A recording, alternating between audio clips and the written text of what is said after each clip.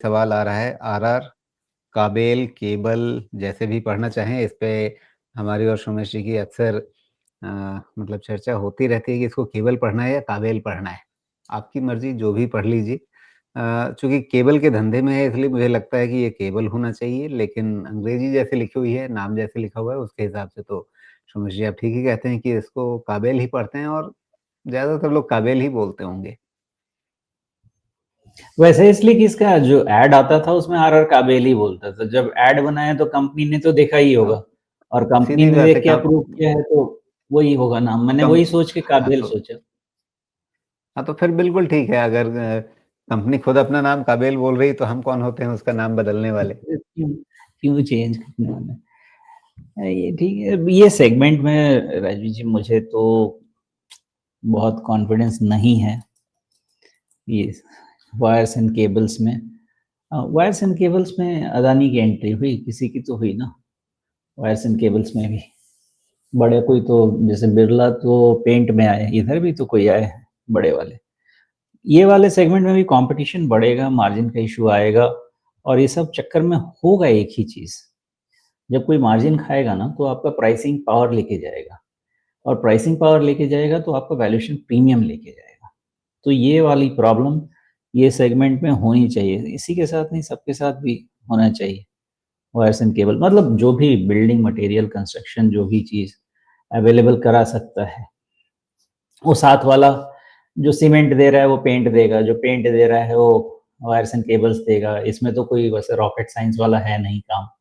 हाँ, और कोई डिजाइनिंग का भी काम नहीं है। अब जैसे फॉर द मोमेंट मान लीजिए कि कोई इलेक्ट्रिकल इक्विपमेंट्स वाला है तो चलिए वो पंखा का अलग डिजाइन बना सकता है, उसमें कोई बीएलडीसी मोटर वाला बनाता है, कोई नॉर्मल बनाता है, कोई बल्ब वाला है तो बल्ब में एलईडी बनाता है, कोई वार्म कलर बनाता है, कुछ अलग डिजाइन बनाता है, वो अलग चीज है।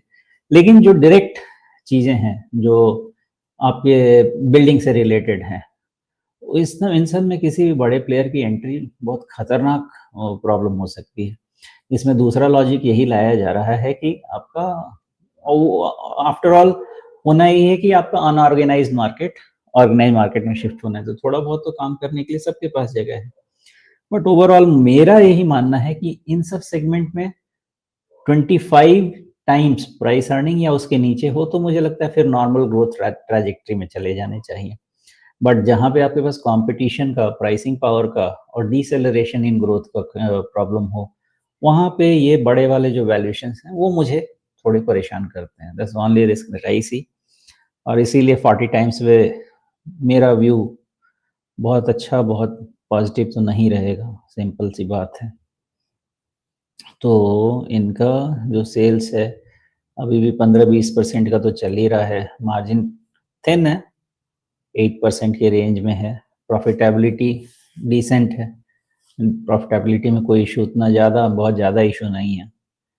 तो नेट नेट मेरा अंदाजा यही है कि ऐसे वैल्यूएशन में होता है होना है या तो टाइम करेक्शन चाहिए या प्राइस करेक्शन चाहिए। अच्छा प्लेयर है, करीब करीब आप समझें कि 15-16 हजार करोड़ के रेंज में मार्केट कैप है कंपनी की, सस्टेनेबल है। तो अब वो बहुत ज़्यादा मतलब क्या रिटर्न मिलेगा इस पे, अगर 40 टाइम पे ऑलरेडी चल रहा है और 15% के रेंज में अगर आप एवरेज ग्रोथ पकड़ते हैं तो बहुत से बहुत तो जो मार्केट का टेलविंड है वो मिलेगा। अगर मार्केट हमारा 10-15% जाता है तब इसमें भी 10-15% की चाल आप समझ सकते हैं, बट इन आइसोलेशन अगर देखा जाए तो वैल्यूएशन बहुत कंफर्टिंग नहीं है। तो मेरा अंदाजा ऐसा ही रहेगा कि नीचे भी इस वैल्यूएशन से कितना रिस्क ले सकते हैं, 1400 तो 15% के आसपास 40 38 35, तो करीब आप समझें कि इसमें भी अगर 2 साल का ग्रोथ लिया जाए तो 30% आप वहां से करीब करीब ले लीजिए तो 38-40 टाइम्स। मुझे लगता है कि 10-15% से ज्यादा रिस्क नहीं होगा अगर मैं 2 साल के ग्रोथ को फैक्टर करूं और करंट वैल्यूएशन को बेक इन करें तो उस हिसाब से अगर इसके 1400 के प्राइस को ले लिया जाए करीब करीब, तो 1400 माइनस लेस से 10% तो करीब 1250 के आसपास आ गया। तो मेरा अंदाजा ये रहेगा कि 1200-1250 के रेंज में इसका एक करंट ग्रोथ के साथ फेयर वैल्यूएशन ले लेगा बाजार। उससे ज़्यादा इश्यू नहीं होना चाहिए, क्योंकि हर साल अगर मान लेते हैं कि 15% का ग्रोथ ले लीजिए, उसको बेक इन कर दीजिए, तो 15% चीज़ ऐसे ही सस्ती हो गई आपकी। तो 12 साढ़े 1200 के रेंज का बॉटम हो जाना चाहिए वैल्यूएशन स्टैंड पॉइंट से, और वहीं पे आपका 200 डीएमए भी है। और ये ओपन अपसाइड को ओपन रखिए, क्योंकि जितना टाइम करेक्शन होगा, प्राइस करेक्शन इसी रेंज में रह जाएगा और फिर अपसाइड ओपन रह जाएगी। जी, बिल्कुल और बहुत सारे दर्शकों के मन में ये सवाल होगा। आपने ठीक कहा था अदानी ग्रुप ही है जिसने एंट्री की है और कुछ घोषणाएँ इसी तरह की मिलती-जुलती शायद बिरला ग्रुप की भी हैं। और बहुत सारे लोगों के मन में ये सवाल हो सकता है कि अच्छा ये इतने बड़े-बड़े ग्रुप इस केबल इंडस्ट्री में क्यों घुस रहे हैं?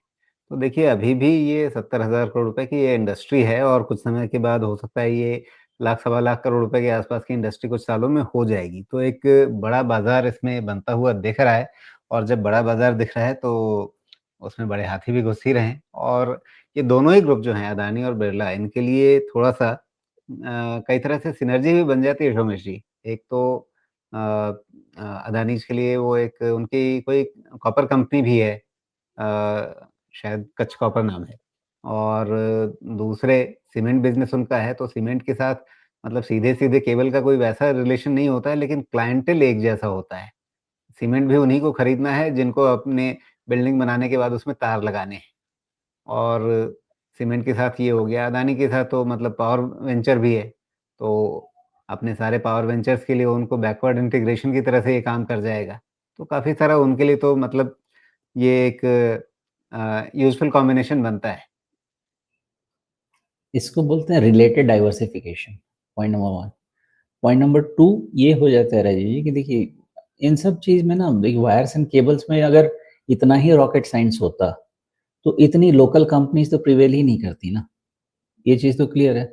तो इसमें सबसे ज़्यादा मैटर क्या करता है? डिस्ट्रीब्यूशन नहीं, होने को सिस्टम। तो ये कुटीर उद्योग के तौर पे भी चल जाता है। हाँ, नहीं, इन सब चीज़ में सबसे ज़्यादा मैटर क्या करता है? Distribution system.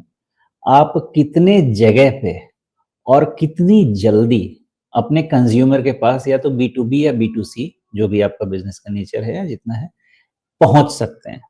तो आज के तारीख में अदानी, बिरला इन सब का सीमेंट बिज़नेस के कारण या पावर बिज़नेस के कारण इतना स्प्रेड है अक्रॉस द कंट्री कि अब उसी जगह एक बड़ी दुकान है, उसकी जगह एक एडिशनल दुकान लगा भी दिया, तो मेरे पास क्लाइंटेल अवेलेबल है, क्रॉस सेलिंग हम कर सकते हैं, तो क्यों नहीं करें?